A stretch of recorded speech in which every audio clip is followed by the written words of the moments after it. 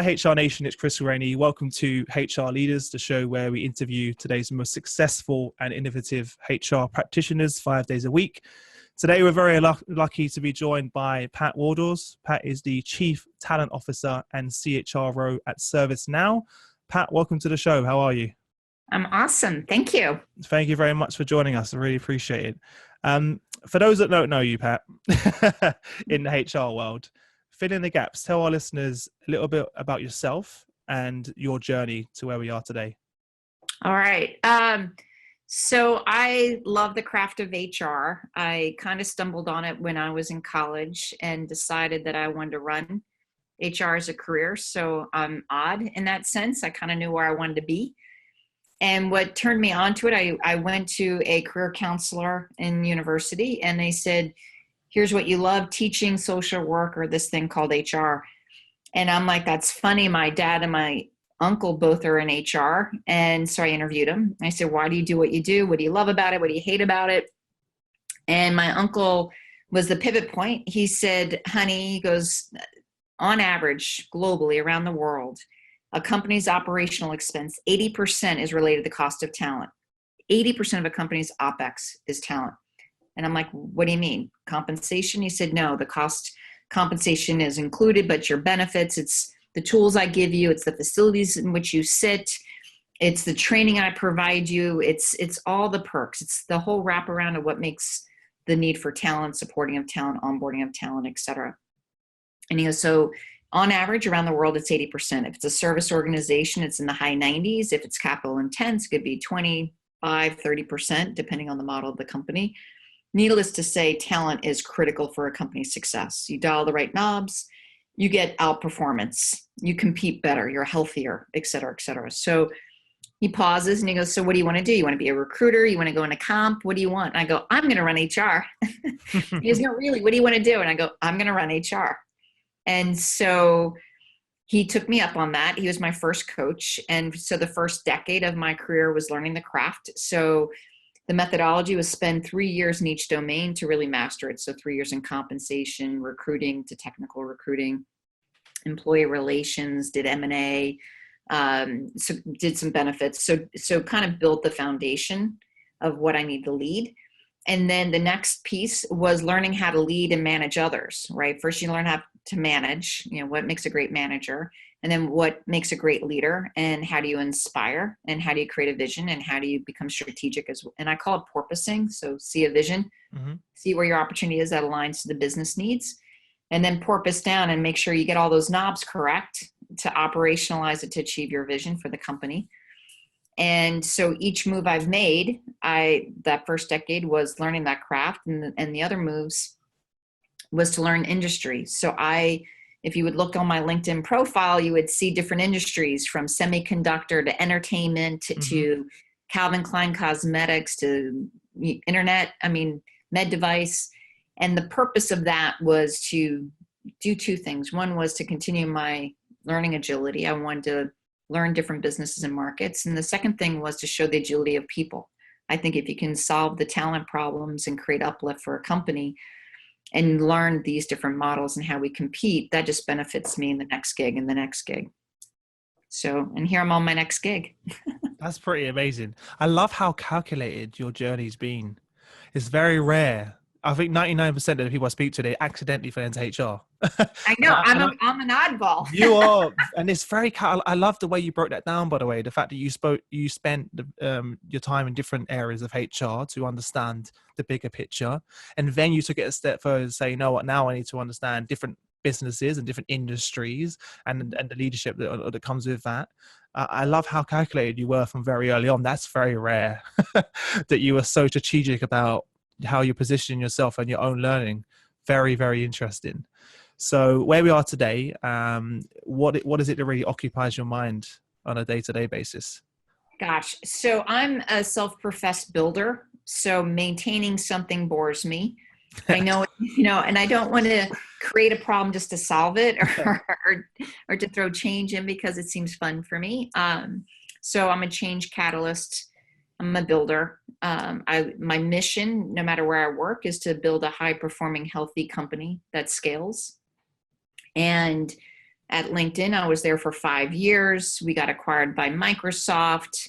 You got this company called ServiceNow, never been branded, never been marketed, been taking off like crazy. I know, I noticed. Fastest Yeah. growing billion-dollar company. Yes. Came out of nowhere. Because I didn't know the brand until, I feel shame saying this, but about 2 months ago. And all of us, I was like, where the hell does this brand come from? And I was like, wow. And I Googled you guys and I was like, whoa, this is Yes. amazing. So yeah, interesting.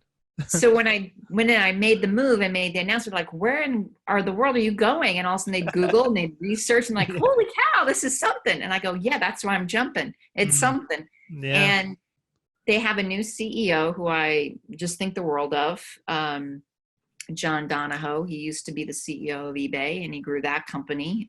He believes in building a sustaining, enduring, well-run company.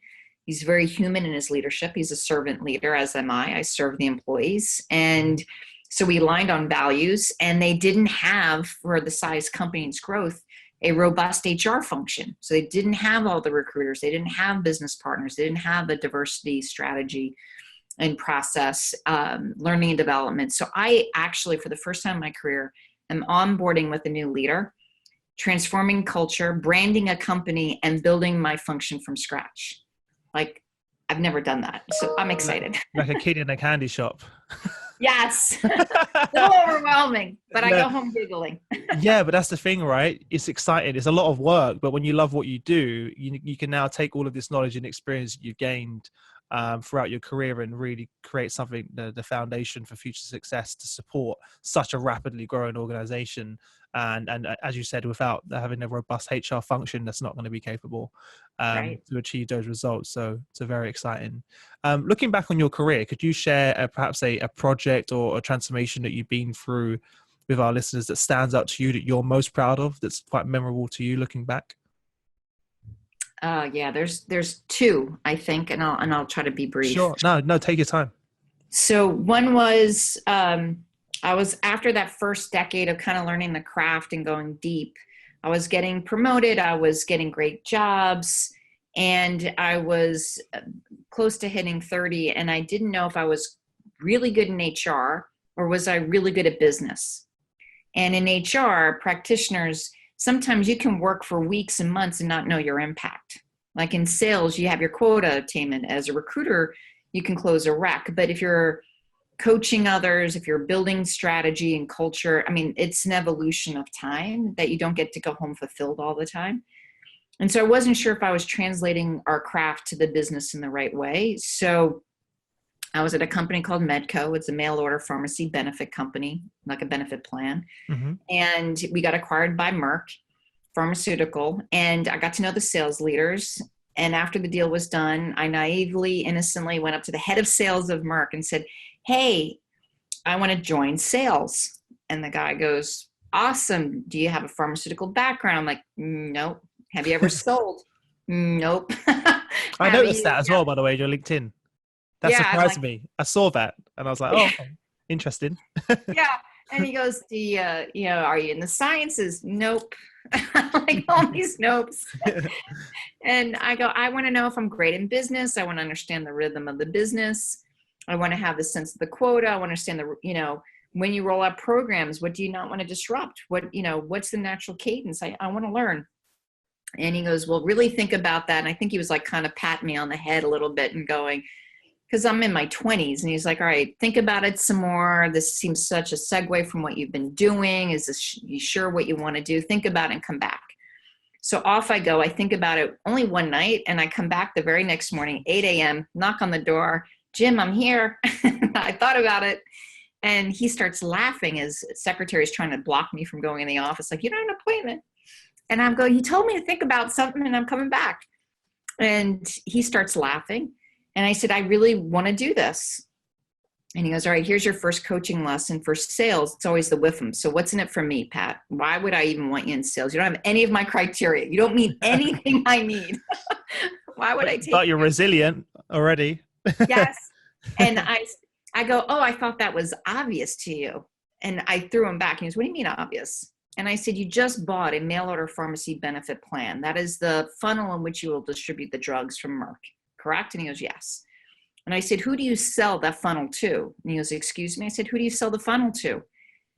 And he goes, companies. I said, no, to geeks like me, HR people. And I said, your sales force is fully trained to talk to doctors and go to hospitals. They are not trained to talk to HR practitioners about selling a mail order pharmacy benefit plan. I'll translate for them. I'll teach them how to sell and talk in HR speak to get in the door. And they will teach me the rhythm of the business and how to sell. And he goes, how serious are you? And I said, really serious, all of my 28 years, really serious.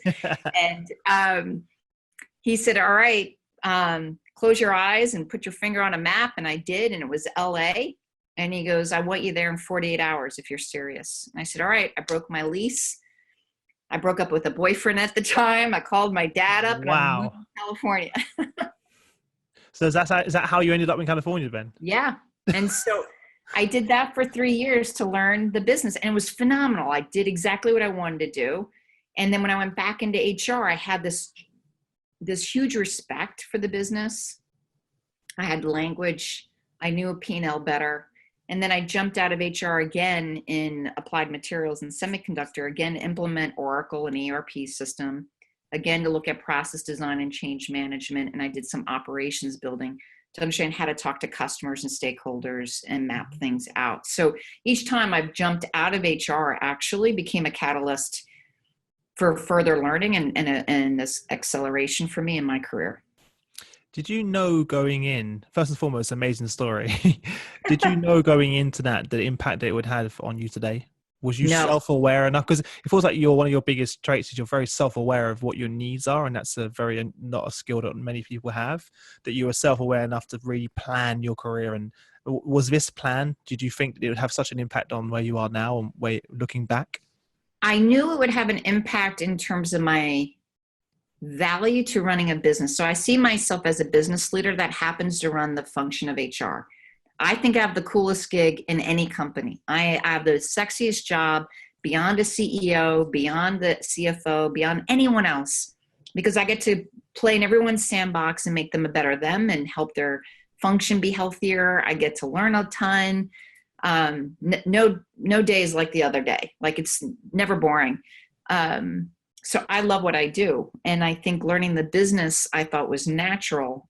What I didn't realize is the return would be so gratifying from the leaders, because like, you can help me lead my business. Like, it get me to the table faster. It got me better jobs. It got me into conversations with boards and comp committees that I wouldn't have normally had because of my experience. Yeah. So what would the message be then to other HR leaders? Would it be get out your office and go to other areas of the business? Yeah, learn the business. I mean, what we do, we're business leaders. If you don't see that, I mean, my job is to make my company win, right? And to be healthy and to be predictable and reliable in this great culture. And so we have to navigate the leaders. We have to navigate how we reward and pay people. We have to navigate org design. We have to navigate a whole bunch of stuff to serve the business needs. And I always reverse engineer from the customer back. How many people touch the customer? Like, if you are overwhelming the customer, your sales will go down. And so it's a matter of like, if you're confusing them, they won't know how to do a sell. They're going to be overrun by your employees. So you have service, you have support, you have 3 lines of business. Can you have one person to own the relationship? How do you do that? And so I just go from the customer and the market and reverse engineer, and hopefully the business is aligned accordingly. If not, we help make change. Fantastic. Great journey there. And what was the other area that you had in mind? You mentioned there was another transformation. So journey that you went through that came to mind.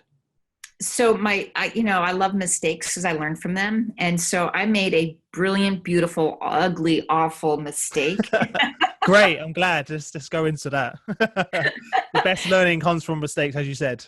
Yes. And so I was at Applied Materials, and it was when I left HR to go and help them run the implementation of Oracle and ERP system. And so there was a technical lead, and I was the business readiness leader. And then we had an executive. So my job was to do process design, the training and certification. Are you ready to use the tool?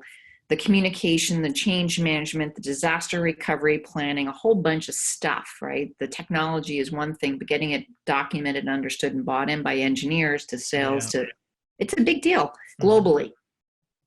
And we had five divisions, and my job was to create a scorecard of readiness and have people in each of the divisions to help them navigate all this and create enterprise solutions and comms plans. And so I'm super excited and naive. I'm like, yeah, I'm going to do this. I got, coaches helping me. I've got consultants helping me. I've got an army of people. And I did a dashboard. We're having a steering committee with all the presidents of all these divisions. The CEO was there. The COO was there. The CFO was there. My boss, his boss was there. Like everybody and anybody was there in this big meeting. And my little team of five, my big leads. And my data was accurate. I had a phenomenal scorecard, red, yellow, green. Out of the five divisions, 3 of them were red, 1 was yellow, and only 1 was green.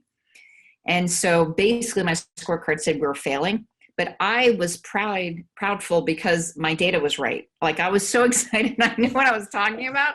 I forgot my purpose. And so these presidents started cursing at me and my team. They were upset that they were red. I didn't communicate well with them.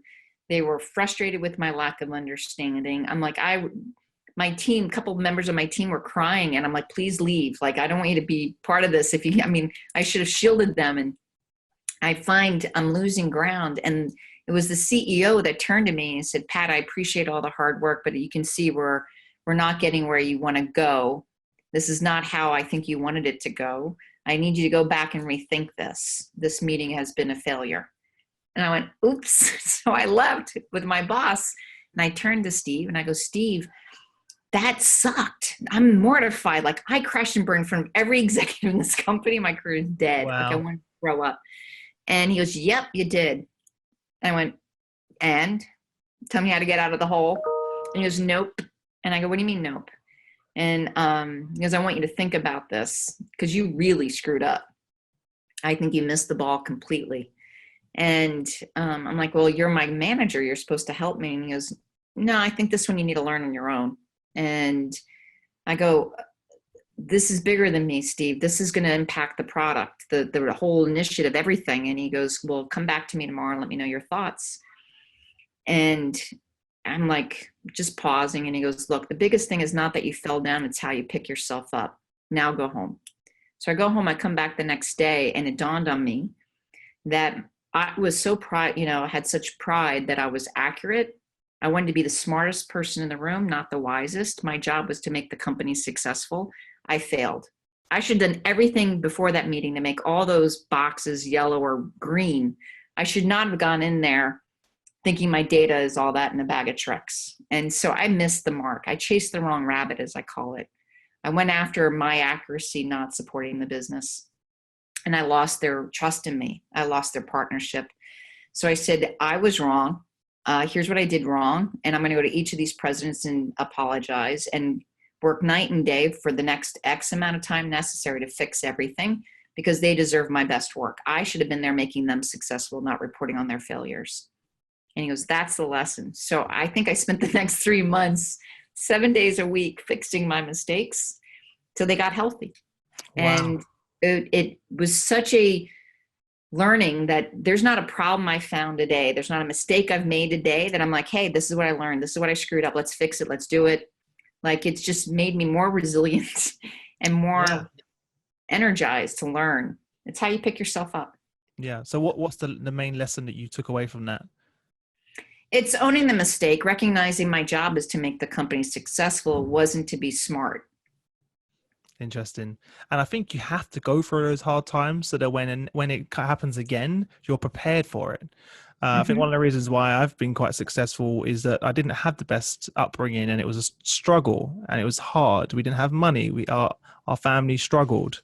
So when it came to actually having a career, I was so driven. I didn't realize it at the time. I just thought this is how hard everyone works to achieve the result. And when people said I'm having a bad day, I was like, that's your idea of a bad day? I was like, yeah, yeah, you need to, yeah. But it's true. I think it's how you react when you're down, like your manager said. And I think if he would have, or he or she, sorry, would have, he would have given you the solution, you'd never have learned. I wouldn't have learned. So he allowed me to fall. He allowed me to own it. He allowed me to recover and own the whole success. If he showed me the path, it wouldn't have been my success. Yeah. Very interesting. Thank you for sharing that. You're Many leaders welcome. don't want to talk about their failures, but it is where you learn. It is how Mhm. it is. They're so important. Moving forward, of course, you've been doing this a very long time. I've been doing it since I was 17 and I'm 30. So I've seen that transformation of HR. Although I'm not a practitioner, I speak to practitioners every single day, which is very interesting. What skills in HR do you feel will be more important in the future, especially with the whole digital transformation that we're going through now? What are your thoughts on that? So change management, understanding how to weave the vision, what's the change, how to support the change.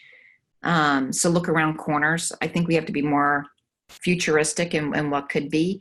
I think we need to think about reskilling, retraining. I think every time you automate something, it provides lift to employees if we see it as the positive, not the negative. So take away my administrative, repetitive work, but then give me a new tool in my toolkit, and I'm Mm. happier. I'll be earning more potentially. I'll have more choices potentially. So we've got to balance out what is being automated, removing fear, having the right message, and then working with our L&D teams or external partners to reskill, retool, and empower. Because I only borrow these employees for a period of time, their mind and nurture for a period of time. I hope they go off and do better things, broader things when they're done with me or my company. Hmm. And so I feel that, if we navigate that well with them and teach them how to lean into the change, gosh, they'd be better served. Yeah, very interesting perspectives. So you're thinking longer term as well, on the impact of that. And what about you personally? Being in the industry for some time now, how do you keep yourself up to date and to your own development? So I love talking to our customers. So while at LinkedIn, I think I spend 30-40% talking to my peers and asking them about their talent challenges and helping them solve theirs. And then what are they great at? And then I copy shamelessly. So I learned to beg, borrow, Works. Yeah. and copy. I won't say steal. And I am very transparent about what worked and what didn't work. Because like I said, mistakes are beautiful. And I will do the same thing at ServiceNow. So they have some HR tools and some HR modules I've on their seen. platform. Mm. And so it gives me an opportunity to talk to my peers some more and say, what are your opportunities in the digital workforce? What are you struggling with? And let me learn from you, and I'll share with you my learnings. And so I don't ever feel stagnated by reaching out. I also think that through a different lens, through a different perspective, a different industry, I'm like, duh, I should have thought of that. So how do I bring that in? Yeah. So is that really one of the things that you focus a lot of attention on, is just ingraining yourself in the business and just talking to your customers, talking to your internal stakeholders, and the majority of your insights and value come from within? Is that be fair to Yeah, say? Yeah. it's from within and from without. So this, I believe in making my own organization healthy. So already I'm doing an employee engagement survey and trying to do broad, like how engaged are you? Do you have a sense of belonging? Are we healthy? Do you have the tools you need? Are we talking enough? Do you see how to navigate? Um, and then externally, where's our opportunity to better position? Are we attractive to a potential candidate? We haven't branded. Do we have a purpose, vision, mission, values? So we're on that journey. So you kind of build up your platform and your story, and you listen. Did it work? Did not? And tweak, Hmm. along the way. So Yeah. there's not one solution. It's fun to learn. No, that's one thing I love about HR is there's always a new, there's always something to, not say there's always something to do, but there's so many things happening, and you guys are always, and that's one of the reasons I stayed in the industry so long, is that the conversations that I have with people like yourself is so interesting. There's always new things happening. There's always other developments. There's always something you could be improving. There's never a dull day. So if only if you had more time and resources, that's Exactly. that seems to be the case. In your experience, what have you found a big challenge for many of the leaders that I speak to is how to communicate your message and your story in HR to the other senior stakeholders of the business, to get buy-in to what you guys are doing. I've been following you sometimes, so it seems that from outside in that you've done that pretty successfully within your organizations. Could you share some insights on how do you to most effectively engage with other senior stakeholders in the business based on your experience? Sure. That's fundamental for me. So your external brand needs to match and marry authentically with your internal brand. So if you promise, trust, integrity, then you better be modeling those things inside. If you promise ease of use outside, you better be easy to navigate inside. So employees, candidates, they want to see that harmony. And so if you promise these things as a brand in your product and your service, and even in your value prop as an employee, and you come in and we're not operating in that way, it feels distrustful. And so whether or not they verbalize it, whether or not they intuitively understand where the disconnect is, they don't trust. And that's when you lose your new hires within the first 6 months, 12 months, 18 months. They don't stick because you're not being transparent. You're not being real on both sides of that coin. Then you need to listen. What is your social footprint, right? So how are you representing yourself? What does the market think of you as an employer, good and bad? What are your employees' experience inside, good and bad? Create a heat map and say, these are things we think are good and we're proud of. And by the way, these are things we want to be and we're not so great at. And so you create an employee and employer value proposition statement. Like, I want to be transparent. I want to be trusted. I want to strive to say thank you every day, reward beyond the dollar. I want to have clarity in performance and career so you're your best self when you leave and feel appreciated while you're here, right? And pay to market. So like, those are examples. And then I turn around and say, what programs do we put in place to manifest that? If we say that we are transparent, then I'll ask simple questions to the leaders. Do we have a performance review? They say yes or no. If we do, great. Do you have a rating system? If they say yes, I'm like, great. It doesn't matter what kind. I'll say, does the employee know the rating system? If they say no, then you're not transparent. Kill that as a value. You're not transparent. And so I just make them go through a series of questions, say, has it manifest those words? If you can't really walk it, then don't write it. Yeah. And then if you write it, then live it. Yeah, there's so many organizations that don't do that, actually. Even just thinking of my previous roles, what they sort of put out there as their message and their why isn't sort of backed up internally. And I don't know if this is intentional or not, but one thing I've seen with yourself is that, correct me if I'm wrong, you've really created a brand around yourself as a leader. I don't know if that was something that they pushed you to do at LinkedIn, and that was sort of part of the culture there. But you really put yourself out there. And I think a lot of the people, they buy into you. And as you just said, you have to back that up, though, because if they start within your organization a few months in, they're like, wait a minute, this is what I bought into. Did you make a conscious effort to build your own brand? Or was that something that was recommended within LinkedIn that you sort of adopted and went along with? Because I saw you host a lot of the events they put together. You do a lot of interviews. You're really put yourself out there. And I see that many senior HR leaders don't do that. It's actually the opposite.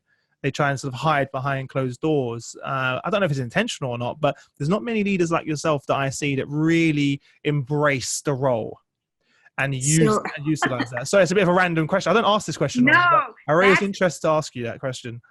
That's a brilliant question, and you're making me laugh, because when I interviewed with Jeff Weiner 5 years ago or so, he said he needed a unicorn for LinkedIn. And I'm like, what's a unicorn? Like, I get it, the mystical thing, but what do you want? And he said, I want an HR partner for me and the executive team to be the truth teller and the guider.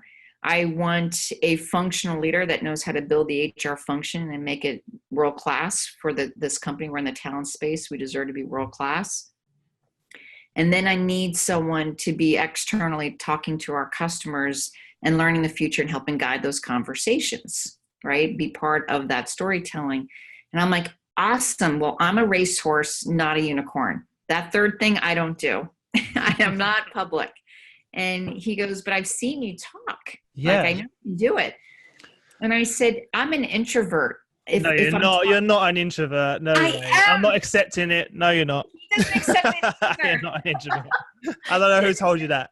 I don't know, or how you worked that out. I think that whatever test you took was wrong.